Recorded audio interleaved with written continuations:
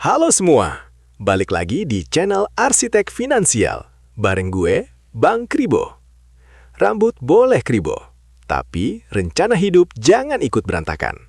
Di obrolan sebelumnya, kita sudah bahas soal gaji pas-pasan tapi bisa kaya. Dan ternyata banyak banget yang relate. Buat kalian yang baru gabung sama Bang Kribo hari ini, boleh banget cek video sebelumnya setelah ini, biar obrolannya makin nyambung. Karena di channel ini, kita nggak cuma ngomongin uang, kita ngomongin arah hidup. Sebagai mandor kehidupan, Bang Kribo cuma mau bilang satu hal. Bangunan nggak pernah jadi karena rencana doang. Dia jadi karena mulai pasang bata pertama. Dan hari ini, kita bakal ngomongin kenapa banyak dari kita nggak pernah pasang bata itu.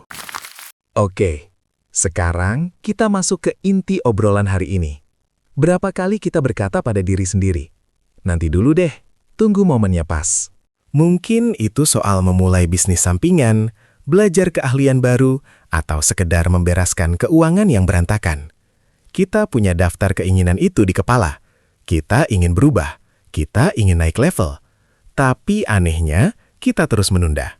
Kita sering berpikir bahwa ada satu hari di masa depan, di mana kita akan bangun tidur dengan perasaan siap. Kita membayangkan ada motivasi besar yang tiba-tiba turun dari langit. Lalu segala rasa malas dan takut itu hilang begitu saja. Tapi, mari kita jujur hari ini. Sudah berapa tahun kita menunggu hari itu? Dan kenapa rasanya semakin kita menunggu, kita justru merasa semakin kita siap? Masalahnya bukan karena kita tidak mampu. Masalahnya adalah kita terjebak dalam ilusi bahwa waktu akan menunggu sampai kita bersiap-siap. Padahal, waktu tidak pernah punya rem. Ia terus berjalan, menyeret kita, siap atau tidak. Kita sering menaruh harapan terlalu tinggi pada pergantian tahun. Kita berpikir, tahun depan pasti lebih baik. Seolah-olah hanya karena angka tahunnya berubah dari 2024 ke 2025 atau 2026, nasib kita otomatis berubah. Ini adalah ilusi yang membius. Kenyataannya, masa depan hanyalah hasil dari apa yang kita lakukan hari ini yang diulang berkali-kali. Jika hari ini kita masih melakukan hal yang sama dengan kemarin, jangan kaget jika 2 tahun lagi hidup kita masih persis seperti ini.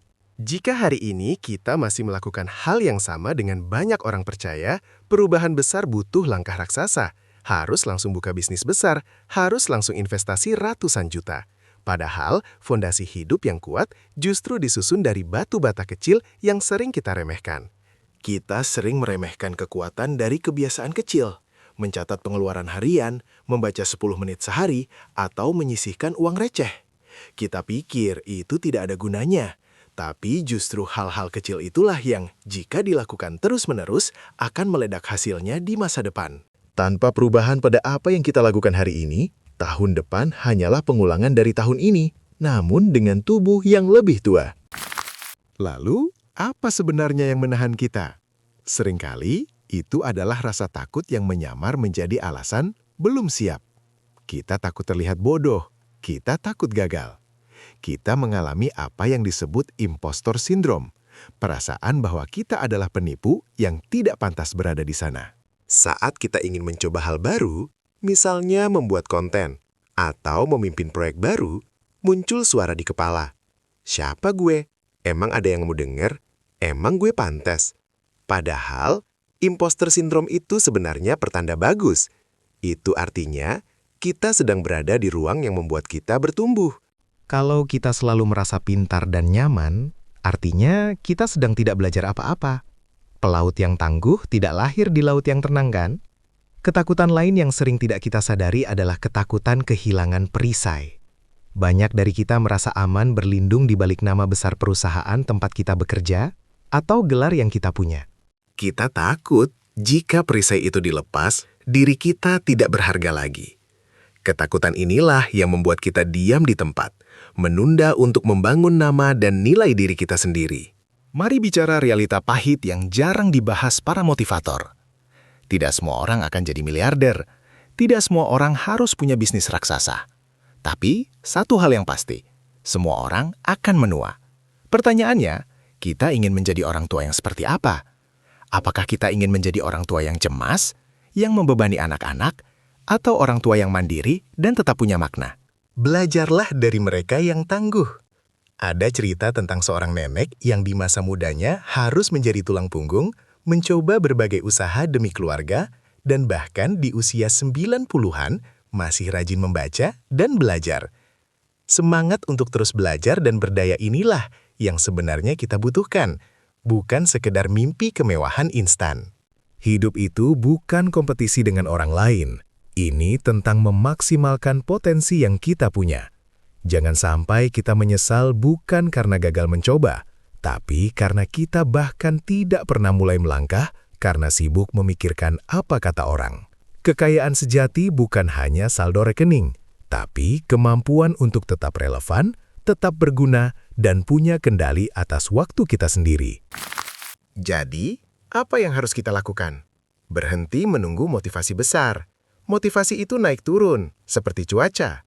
Yang kita butuhkan adalah disiplin dan sistem. Mulailah dari yang sangat kecil, tapi lakukan hari ini juga. Mencatat pengeluaran setiap hari, menyisihkan Rp10.000 secara otomatis, membaca 3 halaman buku sebelum tidur. Ubah lingkaran pertemanan kita. Jika teman-teman kita hanya mengajak boros dan mengeluh, mungkin saatnya mencari lingkungan baru.